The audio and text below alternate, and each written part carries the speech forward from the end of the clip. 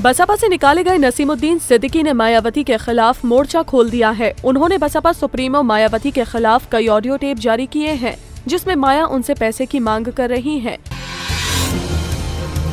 नसीमुद्दीन सिद्दीकी ने माया पर आरोप लगाते हुए कहा कि उन्होंने मुझे गाली दी और कहा कि मुसलमान धोखेबाज है, दाढ़ी वालों ने कभी बसपा का साथ नहीं दिया।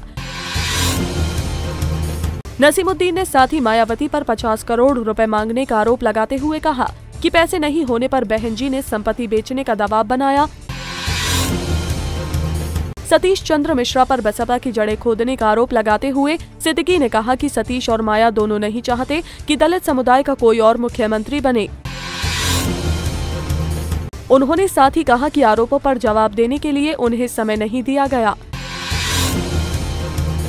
नसीमुद्दीन ने साथ ही मायावती पर हत्या करवाने का आरोप लगाया है। उन्होंने कहा कि मेरा घर जलाया जा सकता है क्योंकि मायावती ऐसा करवाती रही है।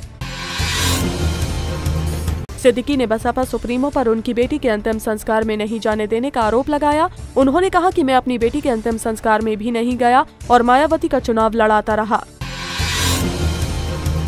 नसीमुद्दीन ने चुनाव में बीएसपी की हार के लिए भी माया को जिम्मेदार बताया। सिद्दीकी ने आरोप लगाया कि मायावती अपनी गलत नीतियों के कारण चुनाव हारी हैं और उन्होंने मुसलमानों के ऊपर गलत आरोप लगाए हैं।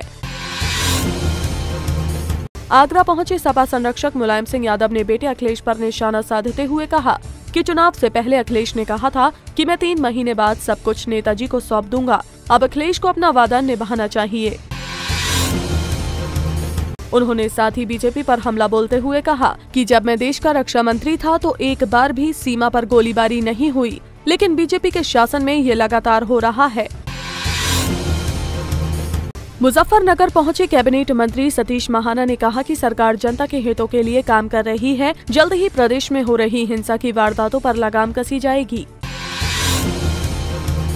आगरा में डिप्टी सीएम दिनेश शर्मा शिक्षा विभाग में हो रहे काम का निरीक्षण करने डीआईओएस कार्यालय पहुंचे, जहां कार्यालय में गंदगी देख डिप्टी सीएम भड़क गए और अधिकारियों को जमकर फटकार लगाई।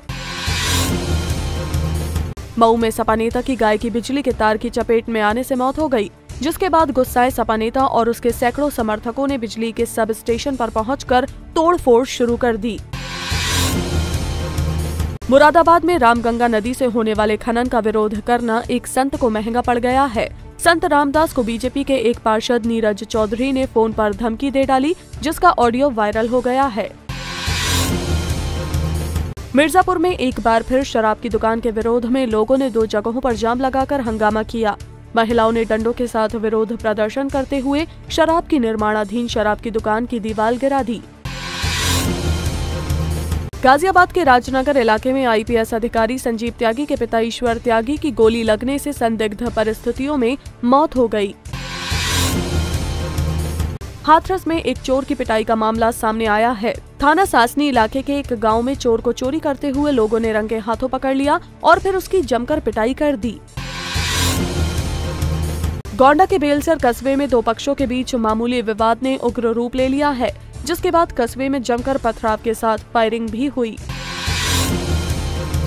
सहारनपुर के थाना नानौता का वीडियो वायरल हुआ है, जिसमें एसओ यशपाल सिंह एक बैठक के दौरान व्यक्ति से अपनी हवा करा रहे हैं। Bureau report, Punjab Kesari TV.